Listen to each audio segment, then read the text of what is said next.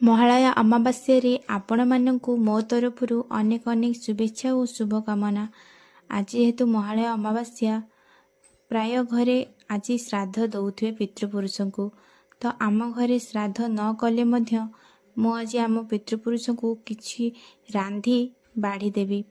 तो एठी प्रथमे गाधे पाधे आसी क्षीर फुटा बसई नी कहीं क्षीर फुटेले प्रथमे दिनटी भल भाव कट शुभ होता है। तो ये तापर मु आज प्रिपरेशन करदेली भात डालमा घांट आउ बीन्स भजा। तो ये मोर रेडी होता भात डालमा घांट बीन्स भजा।